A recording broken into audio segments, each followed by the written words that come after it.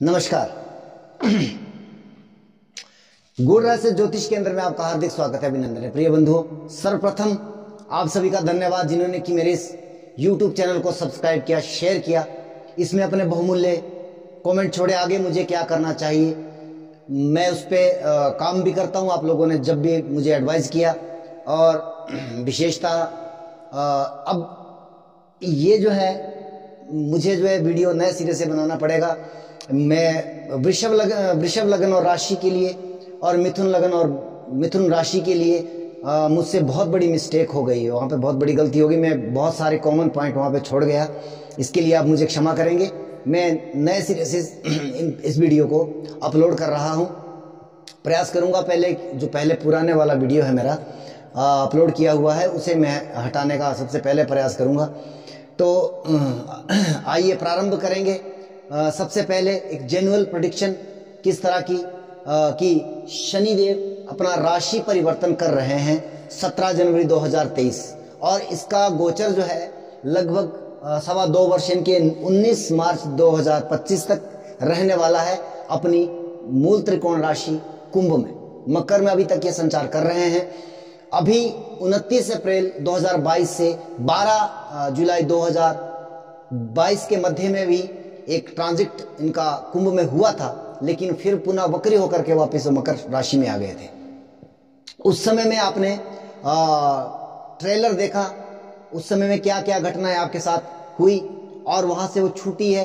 अब ये गोचर जो पूर्णतः होने वाला है, अब इसका क्या परिणाम रहने वाला है। मेरे इसमें 2 से 3 सेशन रहने वाले हैं। जैसे कि सबसे पहले मैं इसमें बात करूंगा कि किस ग्रह के ऊपर से ट्रांजिट हो रहा है, और आपके शनिदेव का बहुत महत्वपूर्ण गोचर होता है, राहु, केतु, गुरु और शनि का, क्योंकि ये 4 बड़े ग्रह हैं जो पूरे साल भर की फलित गोचर का वो तय करते हैं। आपका जीवन में कौन सा इवेंट होगा, विवाह होगा नहीं होगा, संतान होगी नहीं होगी, आपका बिजनेस व्यापार चलेगा दौड़ेगा ठप होगा, ये सारे इवेंट जो है ये 4 ग्रह 4 बड़े प्लेनेट तय करते हैं। अन्य जो 5 ग्रह हैं जिनका कुछ समय के लिए ट्रांजिट होता है, वो एक पिन पॉइंट लेकर के आते हैं कि किस महीने में होगा, किस समय में होगा और किस दिन होगा। ये जो है वो अन्य 5 ग्रह तय करते हैं, लेकिन कौन से साल में होगा ये 4 ग्रह तय कर देते हैं। दशाएं अंतर्दशाएं वो आवश्यक ही देखना चाहिए। तो आइए सबसे पहला कॉन्सेप्ट जो है, मेष राशि का वीडियो मेरा अपलोड हो चुका है, किया तो मैंने वृषभ और मिथुन का भी, लेकिन वहां पर मुझसे थोड़ी सी मिस्टेक हो गई, इसलिए मुझे नए सिरे से ये वीडियो अपलोड करना पड़ रहा है। तो आइए सबसे पहले एक ऑल ओवर प्रेडिक्शन जो सभी राशि और सभी लग्नों के लिए रहने वाली है। अगर आपके 2 से ज्यादा ग्रह कुंभ राशि में बैठे हैं तो एक अलग कॉन्सेप्ट रहेगा, हालांकि आप उसको मिलाने का प्रयास करिएगा। अगर मान लीजिए 2 ग्रह बैठे हैं, 3 ग्रह बैठे हैं, 4 ग्रह बैठे हैं कुंभ राशि में, आप अपने नेटल चार्ट को खोलिए, अपना जो लगन चार्ट है उसमें देखिए कि आपकी इस समय आपकी जो जन्मकालीन कुंडली है उस समय में आपकी 11 नंबर यानी कि कुंभ राशि में कौन सा ग्रह जो है वो बैठा हुआ है, क्योंकि उसके ऊपर से शनिदेव का गोचर हो रहा है। शनिदेव कर्म के कारक है। ये हमारा लगन भाव होता है, ये हमारा लगन भाव है, ये हमारा लगन भाव है।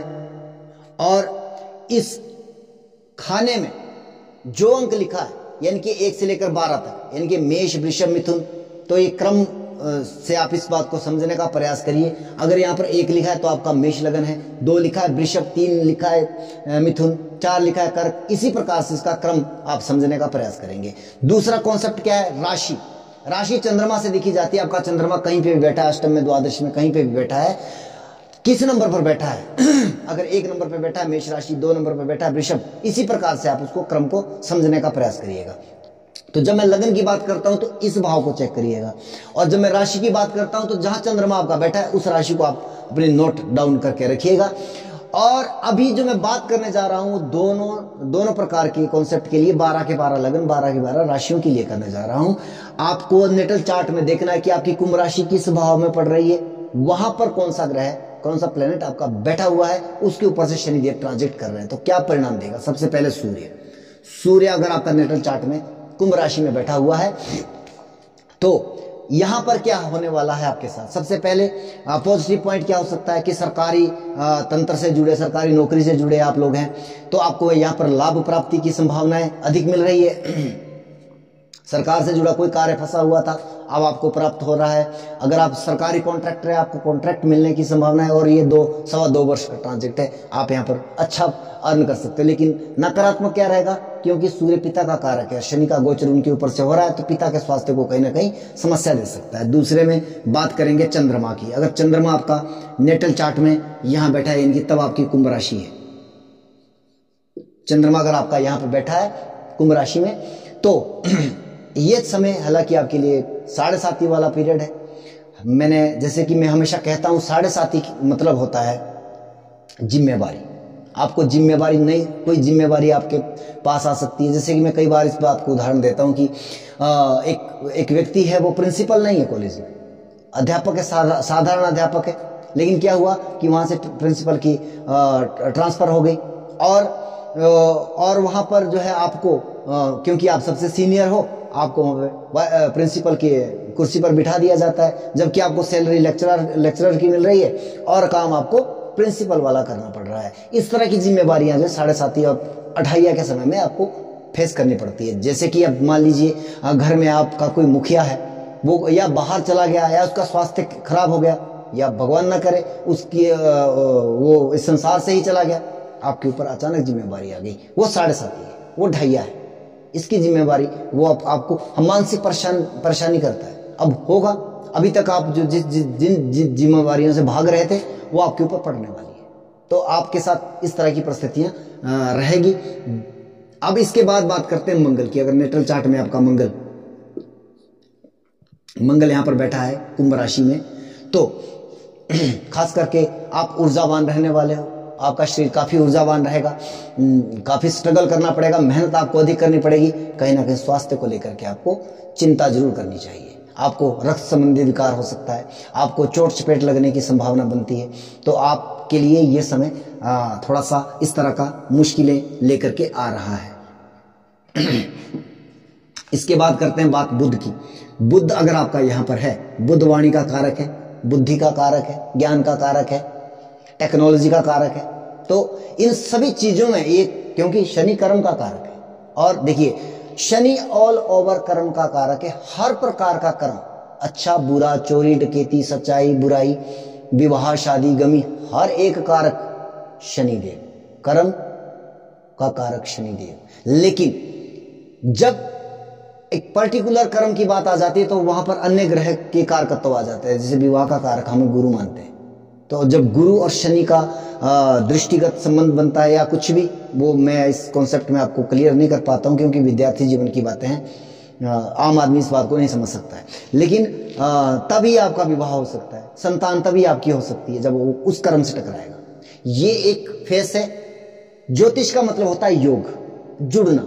जब तक ये जुड़ेगा नहीं, बोलते ना अकेला चना जो है वो भाड़ नहीं फोड़ सकता है, तो इसलिए ज्योतिष में खेल होता है सारा योगों। तो ये जब गोचर में इस तरह का योग बनाता है तो वहां पे आपके इवेंट होने की संभावना बनती है। बैंकिंग सेक्टर में हो आप अगर टेक्नोलॉजी की फील्ड में हो, आपको लाभ प्राप्ति हो रही है। आप वाणी के कर्म में हो, आप एस्ट्रोलॉजर हो या अकाउंटेंट हो, सीए हो, तो आपके लिए यह समय बहुत बेहतर परिणाम लेकर के आ रहा है। अगर बुध देव आपके कुंभ राशि में आपके नेटल चार्ट में बैठे हुए हैं। मुझे लगता है ये पेन जो है वो ठीक ढंग से काम नहीं कर रहा है। इसके बाद बात करते हैं, बुध के बाद करते हैं गुरु की।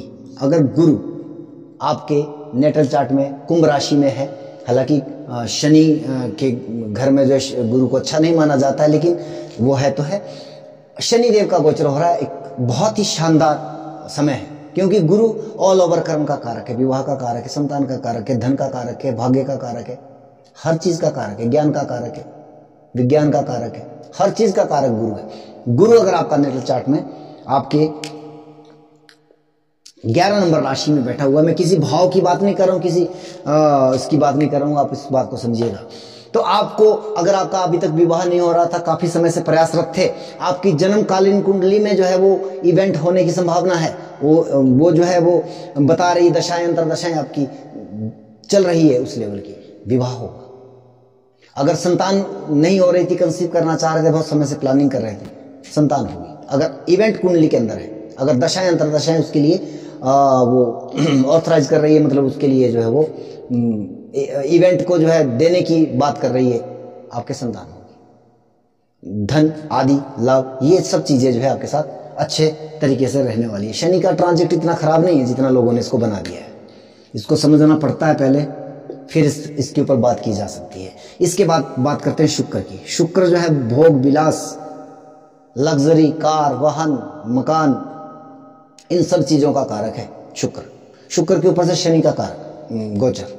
तो आपके जीवन में अगर आप नया वाहन लेना चाहते थे, नया मकान बनाना चाहते थे, कुंडली भी आपके लिए इशारा कर रही है, दशाएं अंतरदशाएं भी, अब तक क्यों नहीं बन रहा, कारण शनि का गोचर अब हो रहा है, आप जो है वो कार्य आपका सफल होगा।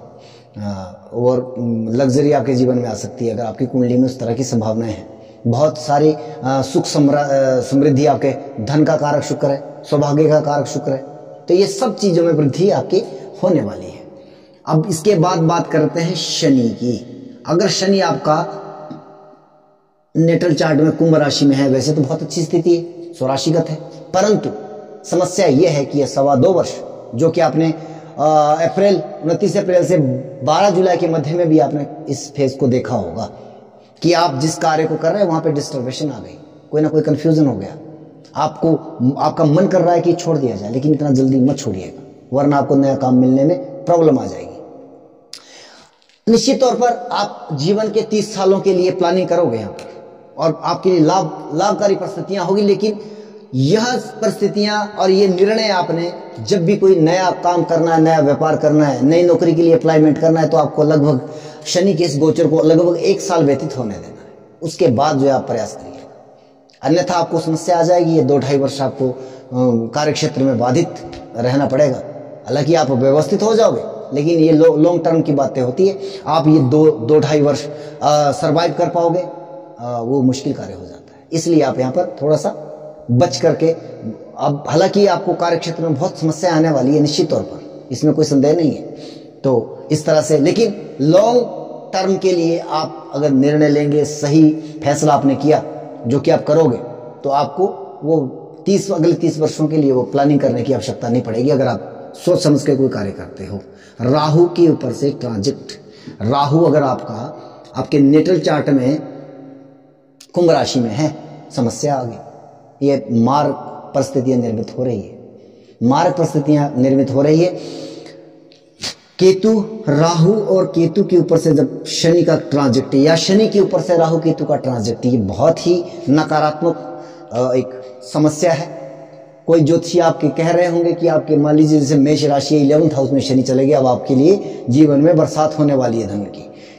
अगर आपके वहां पर राहु केतु पड़े हैं, भैया बरसात नहीं होगी, बल्कि आपकी समस्याएं बहुत अधिक बढ़ने वाली है। राहु के ऊपर से हो रहा है, राहु क्या फैलाने का काम करता है, फैलाएगा, लालसा बढ़ाएगा, लालच देगा आपको। अब ये आप लालची प्रवृत्ति आपके अंदर आ जाएगी, आप कहीं ना कहीं ऐसा निर्णय करोगे, आप ऐसा कोई ना कोई ऐसा काम कर जाओगे शॉर्टकट से धन कमाने वाला, कि जहां आपको बहुत बड़ा नुकसान उठाना पड़ सकता है।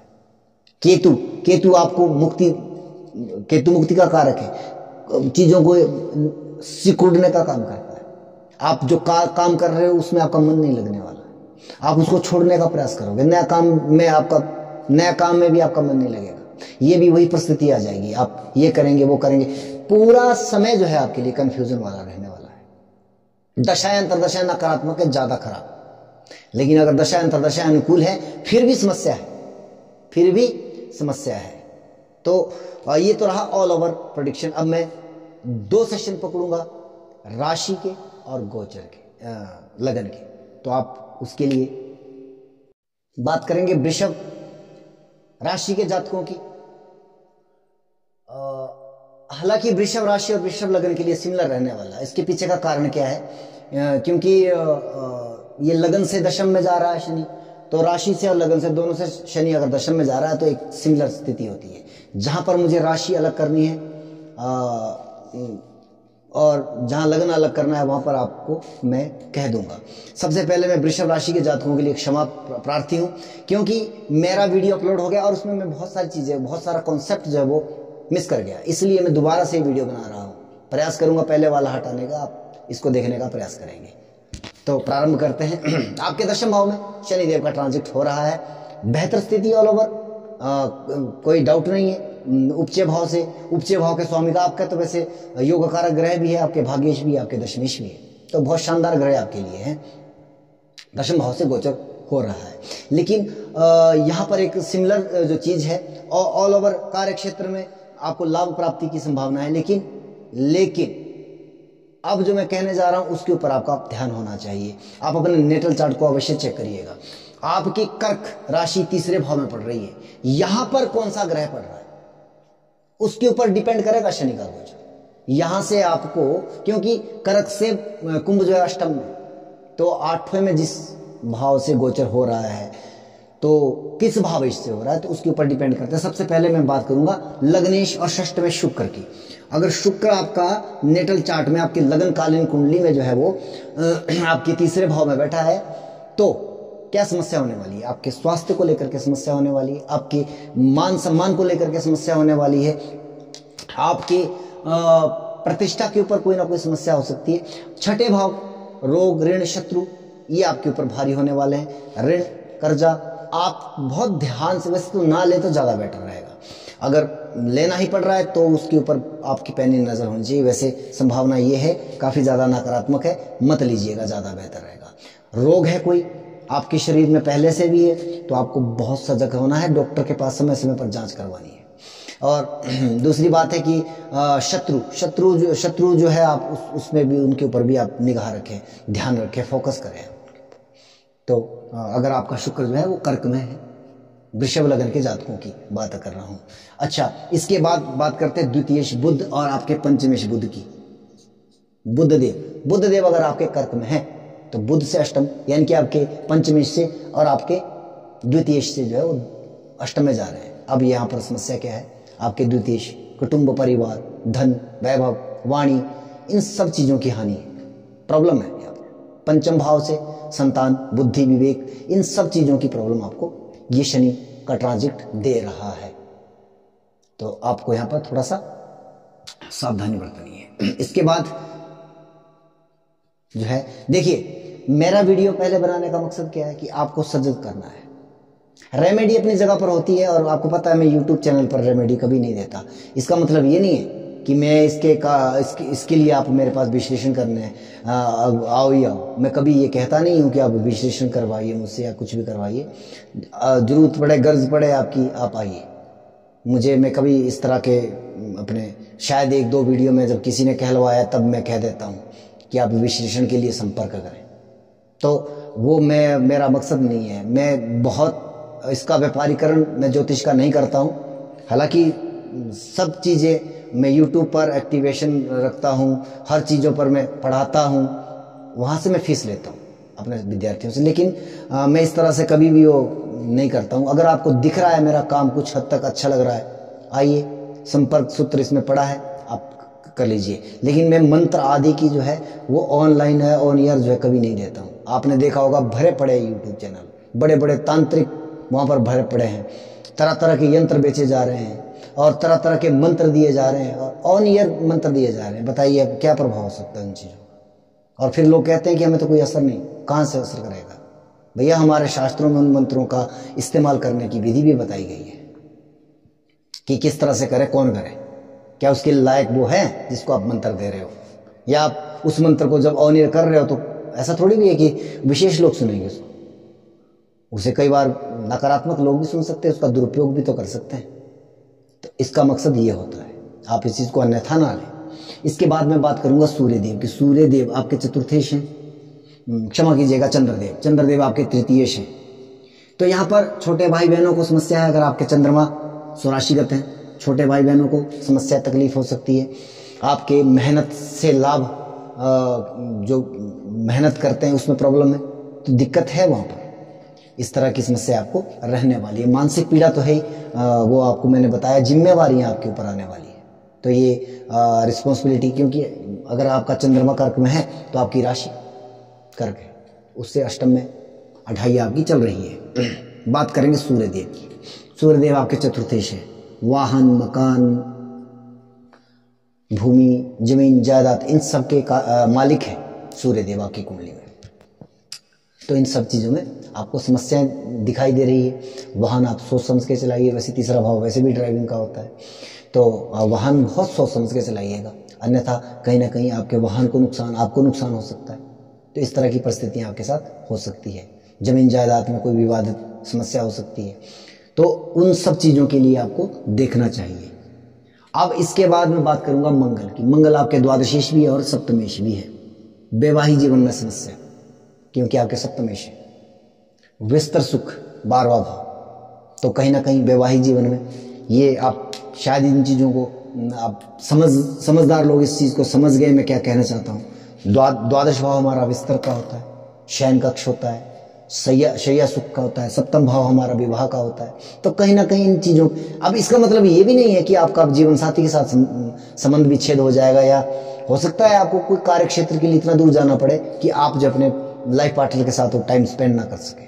इस तरह की परिस्थितियां भी हो सकती। हर मामले में आपको नकारात्मक सोचने की जरूरत नहीं है, उसमें बहुत सारी परिस्थितियां और हो सकती है। जैसे मैं कई बार कहता हूं कि अगर 12वां भाव एक्टिव हुआ है, कारागार का है, जेल का है 12वां भाव, जरूरी तो नहीं है कि आप कैदी बन के जाओ, जेलर बन के भी तो जा सकते हो। तो इस तरह की स्थितियां हैं।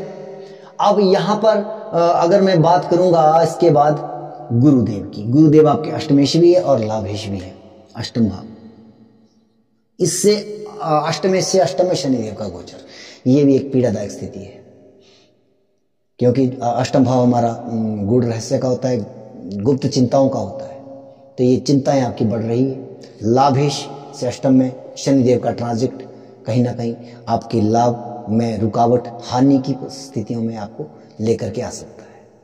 देखिए, ज्योतिष शास्त्र गलत नहीं है, अपनी जगह हर कोई लिख देता है कि 10वें में, 11वें में, तीसरे में, छठे में शनि का गोचर बहुत शानदार होता है, कुंडली में बैठा है, राजयोग कारक होता है। लेकिन भैया, जब तक आप योग नहीं बनाओगे, जब तक आप उसको दूसरे ग्रह के साथ रिलेट नहीं कर पाओगे, तब तक आपका प्रेडिक्शन 100% गलत ही होगा। कुछ भी उसमें सही नहीं है। जबकि ऑल ओवर अगर स्थितियां देखी जाए तो ये बहुत बेहतर स्थितियां हैं। दशमेश दशम से जा रहा है, भाग्येश दशम भाव में आ रहे हैं, भाग्य से जो है आपको कार्य क्षेत्र की लाभ प्राप्ति हो रही है। लेकिन भैया, यहाँ पर आपको अपनी नेटल चार्ट को भी देखना चाहिए। अब आप शनिदेव को बिठा लीजिए, आपके अगर नेटल चार्ट में शनिदेव यहाँ पर हैं, अब क्या स्थिति आ सकती है? आपके भाग्य से अष्टम में जा रहे हैं, आपके कर्मेश से अष्टम में जा रहे हैं शनिदेव, तो क्या स्थितियां हैं? यहां पर परिस्थितियां हैं कि कार्य क्षेत्र में व्यवधान आ रहा है, पिता के स्वास्थ्य को प्रॉब्लम आ रही है, धर्म कर्म के काम में व्यवधान आ रहा है। तो इस तरह की परिस्थितियां आपके साथ रहने वाली है। तो वृषभ राशि, वृषभ लग्न के जातकों के लिए जय सिया राम।